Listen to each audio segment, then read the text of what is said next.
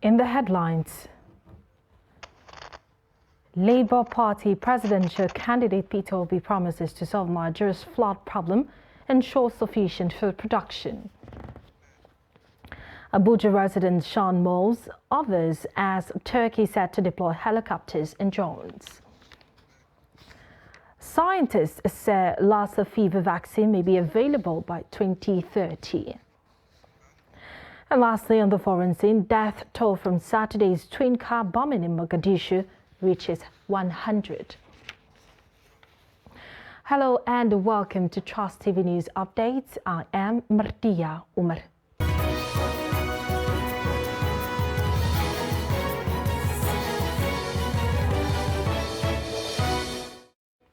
Thank you for joining now the news in detail. The 2023 Labour Party presidential candidate Peter Obi has flagged off his campaign in Lafia, the Nasarawa state capital. Amid a large crowd of supporters, Obi promised to reform the country if elected as the next president. Abubakar Abdullahi sent in this report as presented in our studio. The Labour Party presidential candidate Peter Obi landed at the Government Science Secondary School football field at exactly 2:15 p.m. and was received by his running mate and other stakeholders, including some candidates on the platform of the party. Presenting the flag of the party to the candidate, the national chairman of the party, Julius Abure, said the party is on the verge of delivering Nigeria because citizens have aligned themselves with it due to its policies and the failure of the two political parties to rule the country from 1999 till date. Labour Party is the party of the people. Labour Party is the party that will deliver Nigeria from hunger, from poverty, from unemployment. It is only Labour Party that has the answer. The party's presidential flag bearer said he was in the race to ensure that Nigeria works for all, adding that if elected, he would birth a Nigeria that every Nigerian will be proud of. Let me assure you, the government of Peter Obi and Daddy Baba Ahmed will change Nigeria for good. We will change Nigeria for good. In Nasarawa, if we come into government, I assure you, farmers will go back to farm. He said he and his running mate, Yusuf Dati Baba Ahmed, are energetic and ready for the presidency job and called on Nigerians to channel their support to their ticket. Other speakers described the party and the candidate as a great opportunity for Nigerians to choose between good and bad leaders during the upcoming 2023 general elections.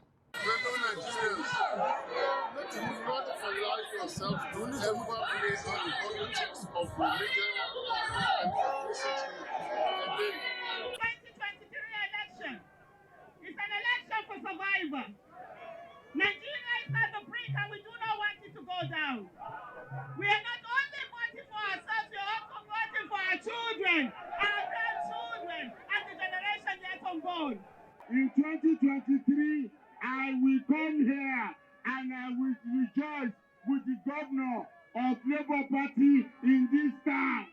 That the youth of Nasarawa State, they will not disappoint you. 2023. Candidates seeking different positions under the platform of the party within and outside North Central states, party stakeholders, members and well-wishers were in attendance at the Labour Party presidential candidate campaign flagged off in Lafia, the Nasarawa state capital. Presidential candidate of the African Action Congress AAC Omoyele Sowore on Saturday condemned the federal government's move to redesign the Naira, stressing that the development will further worsen the nation's economy. Speaking in Kano when he unveiled his presidential campaign ahead of the 2023 general election, Omoyele Sowore lamented that the President Muhammadu Buhari was embarking on a Naira redesign when Nigerians were battling with negative impact of inflation.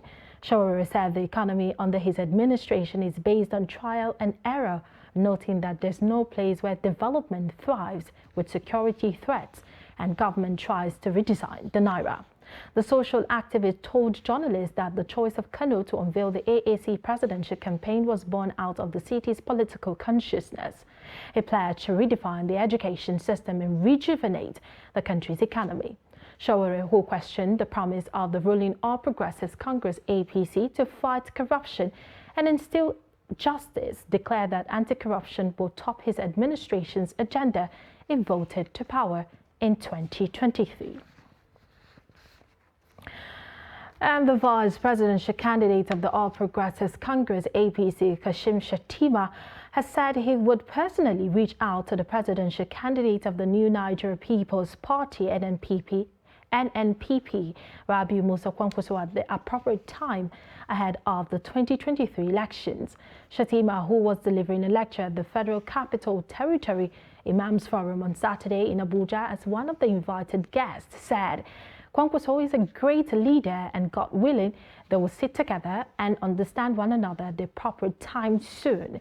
He stressed that those planning to divide Nigeria will not succeed, and as such, they have to tolerate one another and make sacrifices.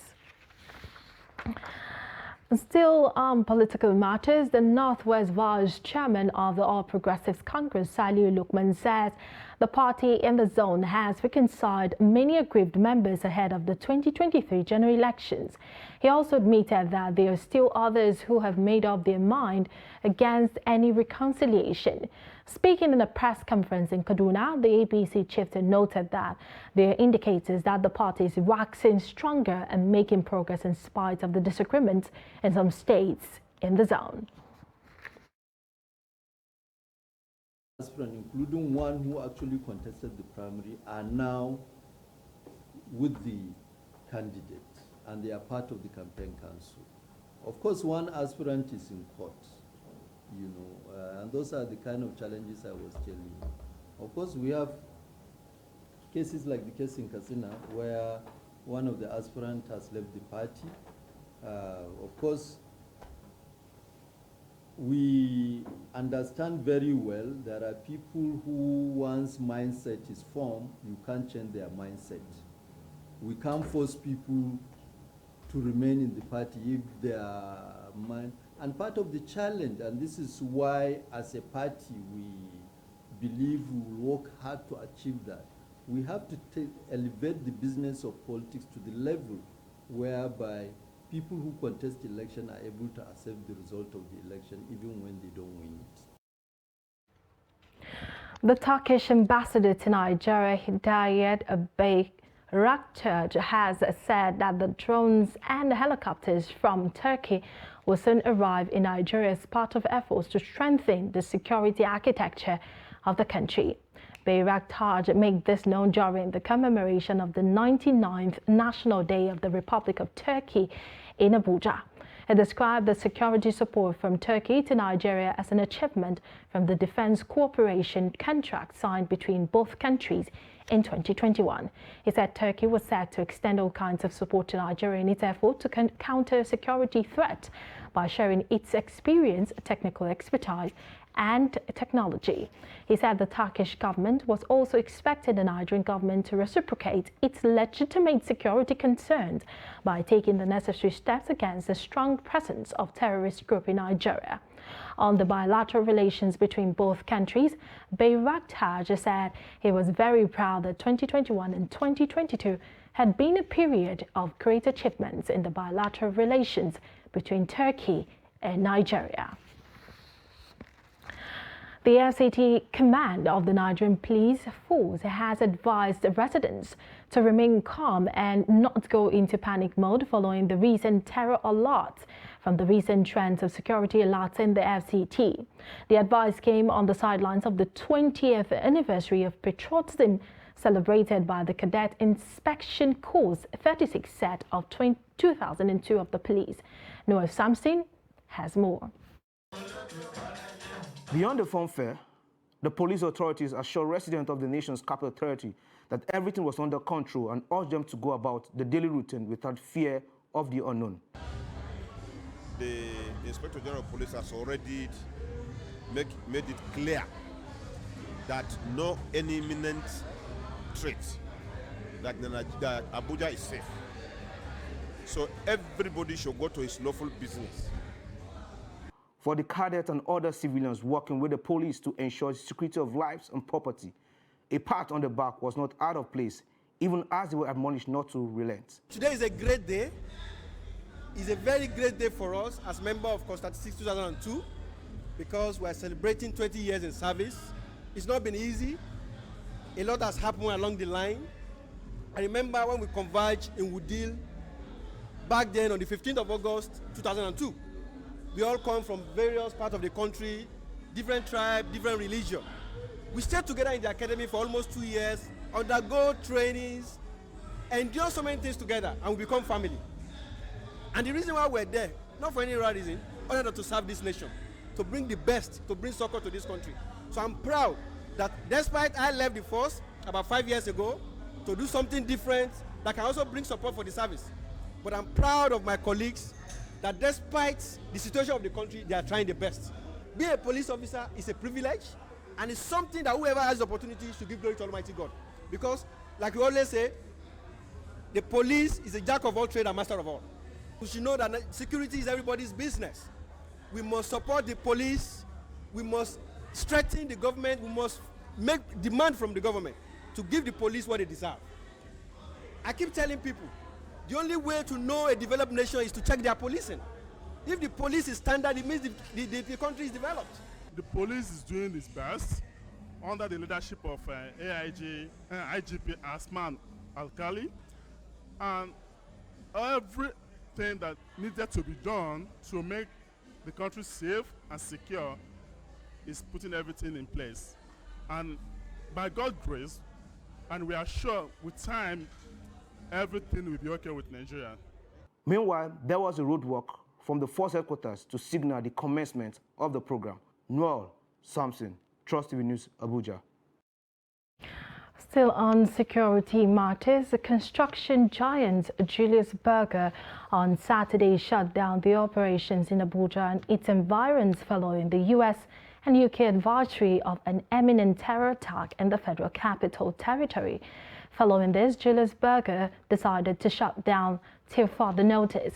In a statement by the company's managing director and corporate security manager, Lars Bitcher and Paul Nelson, the company advised its staff to avoid public premises during the weekend.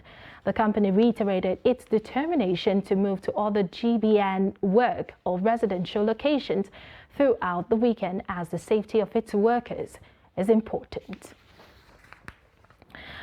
The Central Bank of Nigeria, CBN, says it followed a due process in its ongoing process to redesign the 200 naira, 500 naira and 1,000 naira banknotes.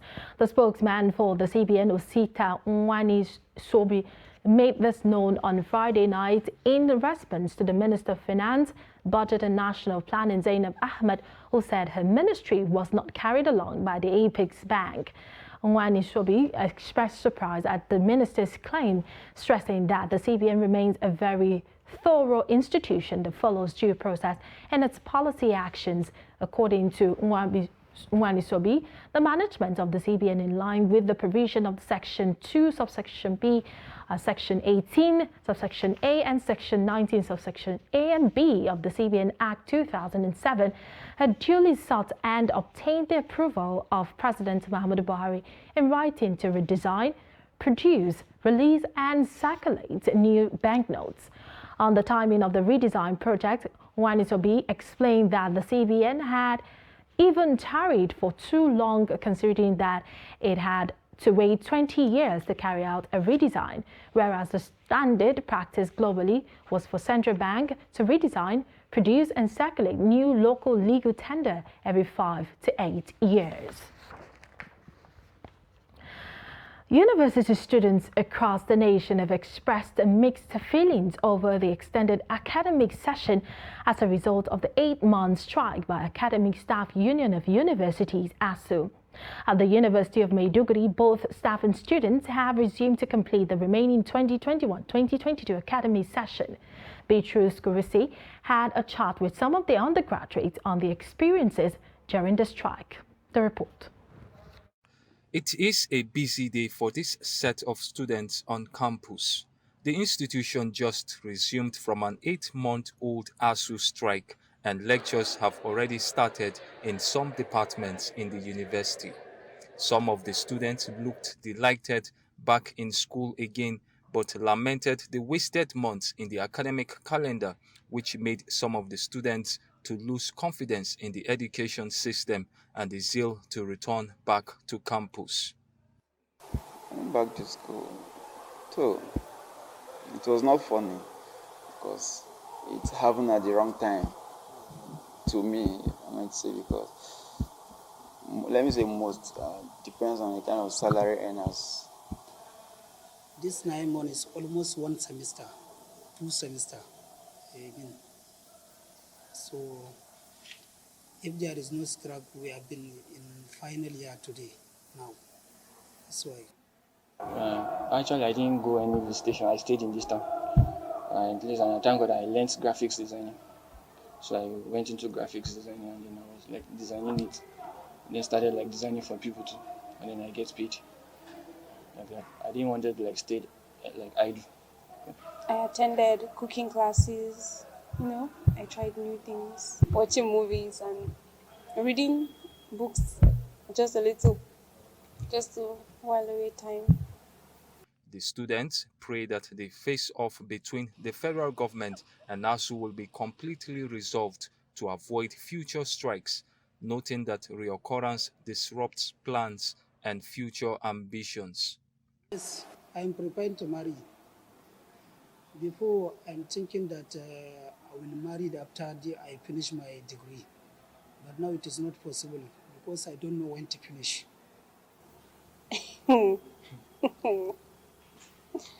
Oh God. We will go and beg ASU, please.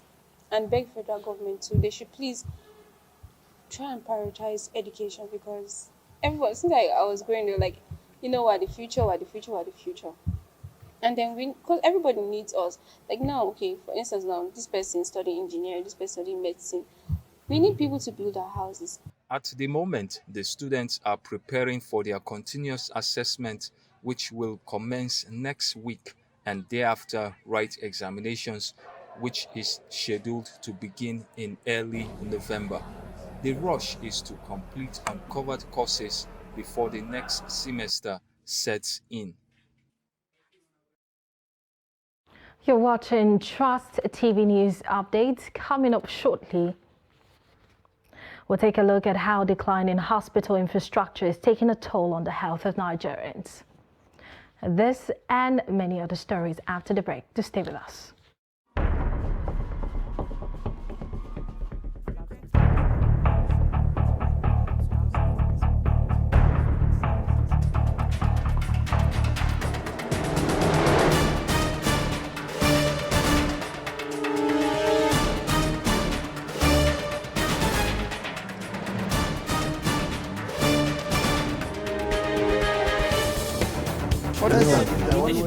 That's great. It's good to see you.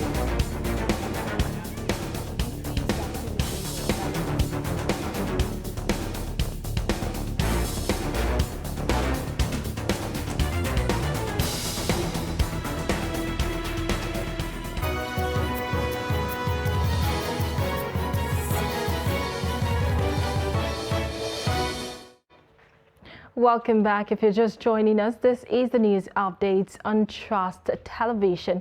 A recap of our top stories. We told you earlier that Labour Party presidential candidate Peter Obi promises to solve Nigeria's flood problem, ensure sufficient food production. And Abuja resident Sean Moles and others as Turkey set to deploy helicopters and drones. And moving on to more stories, scientists across the West African sub-region have said licensed vaccines for the prevention of Lassa fever may be developed before year 2030. They stated this while fielding questions from the newsmen during the Enable Lassa Fever Program workshop organized by the Coalition for Epidemic Preparedness Innovations, CEPI, and the Nigerian Center for Disease Control and Prevention, NCDC, in Abuja. The national coordinator of the CEPI Naval Study Nigeria, Professor Bola Olainka, said they were hoping for a vaccine before 2030, adding that already some vaccine candidates have been developed and only need to go through clinical trials to check for their safety. She said Nigeria was one of the endemic countries for Lassa fever, and despite experiencing it for the past 52 years, there's still no defined treatment and therapeutics for the disease. The declining state of hospital infrastructure and the attendant inability to manage accidents and emergency cases has taken a toll on the health of Nigerians. In Makurdi, Benue State capital, Trust TV spoke to some residents who share their experiences in some health facilities. The report. Hospitals in Makurdi, according to some residents, are gradually becoming death traps as against their intended purpose of saving lives. According to a doctor at the Benue State University Teaching Hospital, who spoke to Trust TV off camera, neither the facilities nor personnel are enough to handle accident and emergency cases. Residents corroborate his position as they share their experiences. So when they brought her, took her to the accident and emergency ward, which was the first point of call for emergency cases. So they had to, we came there around 10 a.m. in the morning. I even had to call someone who made calls to a nurse in the hospital there who was not on duty but connected us to his colleague who now came in to help us. But even at that, we came in by 10 a.m. in the morning, and before they could attend to her, assign a bed to her, we stayed there till 9 p.m. Ori Ochapa is a victim. He says she almost died because of hospital bureaucracy as she recounted her experience in tears. I have fireborn. When I went there, I was shaking. I don't even know myself because the thing happened between 8-7. Then I rushed me to the hospital. When we reached there, they are talking of a card. Me, I don't know myself. The only thing I had, my sister was calling my name, Ori, what are you trying to do, Ori? I don't even want to answer the call. And I hear my name from far, and I say, yeah, it's then that their eye opened, then they now rushed me to the inside to attend to me proper. Many of the residents said the best option is to go to private hospitals for emergency services, but however decry the cost, which is not pocket-friendly for many families. I have a neighbor that took his son to government hospital because the wife was saying there is no money, they have to rush there to that place. When the boy nearly died, it was a high fever, say too much of mosquito. So they now rushed the boy to hospital. It was the man, nobody attend to the boy. That is the boy. The father of the boy now came, was shouting in the hospital. So the temperature was going high. I don't know what happened. That somebody now came and rushed, the boy was going down. Somebody now came and rushed the boy to the ward. Children. The need to check the activities of hospitals is paramount due to the declining standards of hospital infrastructure and personnel, especially when compared to the doctor-to-patient ratio in the country. The Nigerian Communication Commission has reassured the public that the new fifth-generation network, 5G, has no negative health effects. The Enugu Zonal Controller of the NCC, Ogbonnaya Ogama, made the clarification in Enugu on Saturday at a roundtable with members of the Association of Heads of Federal Establishments. Ogama explained that there was no convincing evidence associated with emissions from the electromagnetic devices, including handsets, were harmful to the body. According to him, international bodies, including the World Health Organization, had established a threshold that there was no solid evidence that 5G caused negative health effects on humans and animals.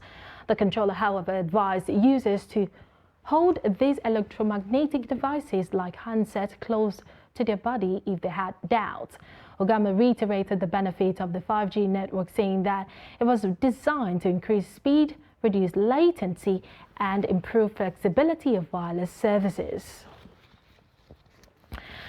And on the foreign scene, Somali President Hassan Sheikh Mohamud has said at least 100 people have been killed and 300 wounded in two-car bomb explosion in the country's capital, Mogadishu. Mohamud has blamed the Al-Shabaab armed group for the attacks and told reporters on Sunday they expected the death toll from the twin blasts to rise further. Authorities said the attack on Saturday targeted the Somali Education Ministry and a school and took place at the busy Sobe intersection. Police spokesperson Sadiq Dudishe said that women, children and the elderly have been killed in the attack. The first explosion hit the ministry, then the second blast occurred as ambulances arrived and people gathered to help the victims. And in sports, the Nigerian Olympics Under-23 Eagles team have defeated their Tanzanian counterpart, the junior Taifa 2-0, 3-1 on aggregate to progress to the next round of the continental qualification ahead of the Paris 2024 Olympics. The Olympic Eagles had played 1-1 in the first leg of the Benjamin Mkapa Stadium in Dar es Salaam, Tanzania, before sealing qualification in the reverse fixture played at the Lekon Salami Stadium in Ibadan, Oyo State on Saturday. Nigeria will now meet the winner between Uganda and Guinea for a spot in the African Under-23 Cup of Nations holding in Morocco. The tourney in Morocco would qualify for Paris 2024 Olympic Games football events.